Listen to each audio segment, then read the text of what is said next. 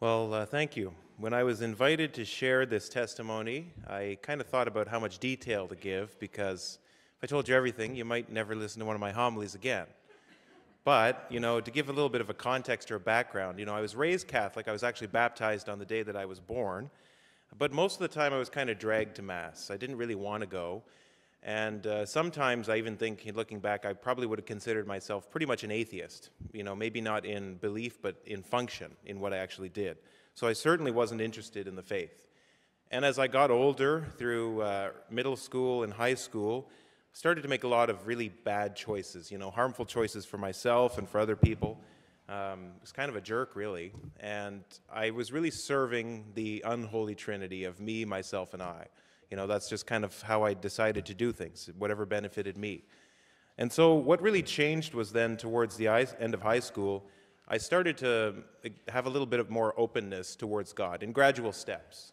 And really it was because of our Blessed Mother Mary, if I had to find a single reason.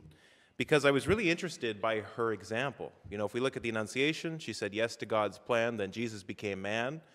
At the wedding feast of Cana, she says, do whatever Jesus tells you to do to those wedding attendants.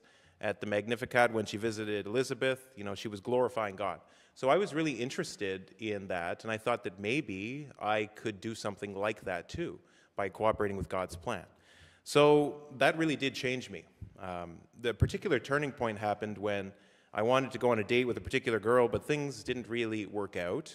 And so I was starting to ask God, okay, my plans are not working. What are your plans for me? So I started to pray a lot more. And then I remembered the example of Mary again. I was still kind of serving myself in the sense that I had my plans at the forefront. I was making some progress, but I still was really interested in me.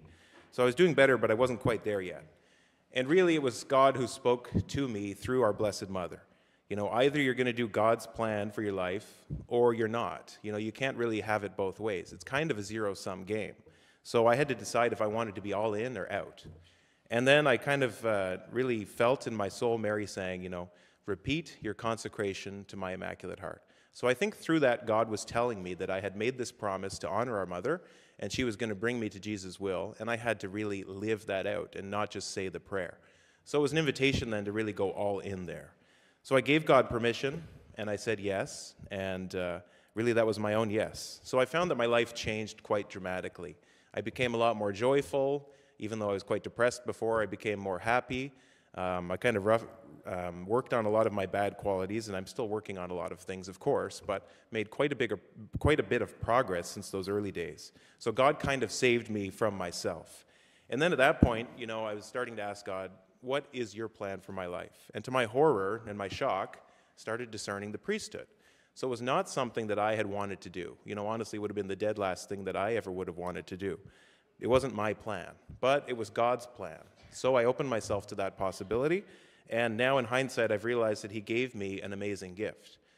So more on the priesthood in January when I preach on vocations. But it was a gift that I had been blind to. It wasn't something that I wanted to do, but in hindsight now I realize that God really gave me an incredible gift. So in a nutshell, I like to say I was going to hell in a handbasket. Mary helped me say yes to God's plan, and I think that she can help all of us to say that yes to God as well.